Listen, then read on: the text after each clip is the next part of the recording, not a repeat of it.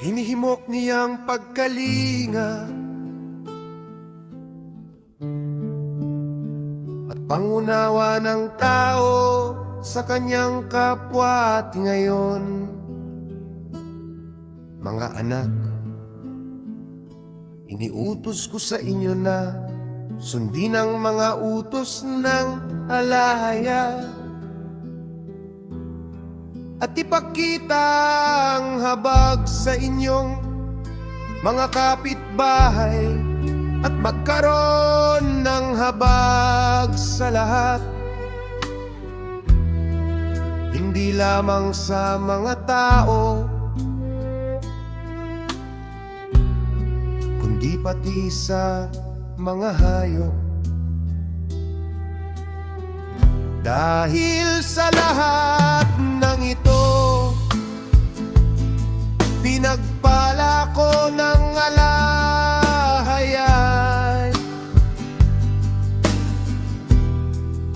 at nang magkasakit ang lahat ng aking mga kapatid, ako'y nagawigtas ng walang karamdaman, sapagkat nalalaman ng alahaya ang layunin ng bawat isa.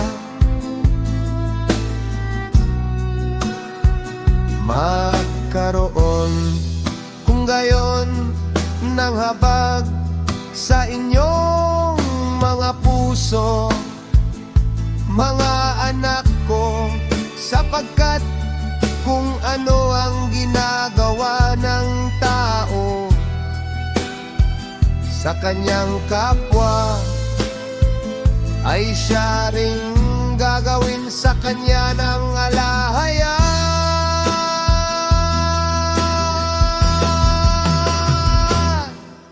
Sapagkat ang mga anak ng aking mga kapatid ay nagkakasakit at namamatay dahil kay Jose, dahil hindi sila nagpakita ng habag sa kanilang mga puso.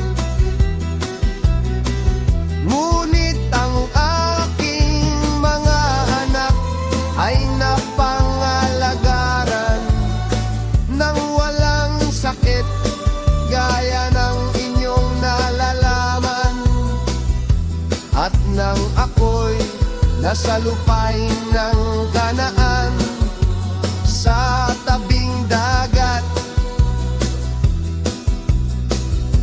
ako'y humuli ng isda para kay Jacob na aking ama, at nang marami ang malunod sa dagat, ako'y nanatiling ligtas.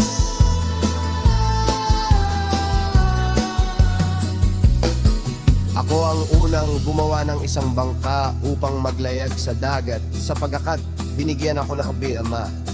Yaawang ang pangunawa at karunun tungkol dito.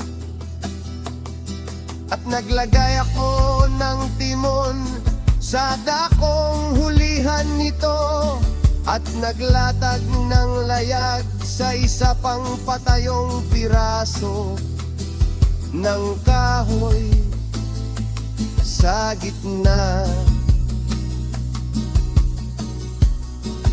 At ako'y naglayag doon sa mga baybayin, humuhuli ng isda para sa sambahayan ng aking ama. Handa sa Kanaan ay dumating sa Ehipto, at dahil sa habag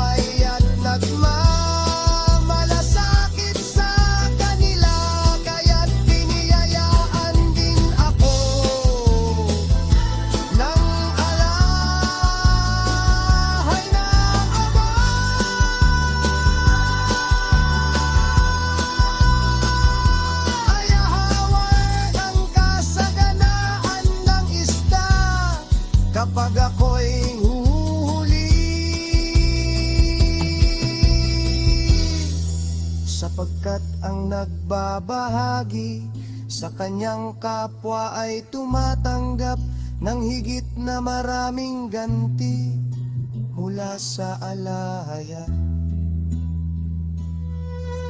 Sa loob ng 5 taon, ako'y humuli ng isda at nagbigay nito sa bawat taong aking makita. At ito'y naging sapat para sa buong sambahayan ng aking ama. At sa tag-araw ako'y humuhuli ng isda, at sa taglamig ay nag-aalaga ako ng tupa kasama ang aking mga kapatid. Ngayon ay ipahayag ko sa inyo ang aking ginawa.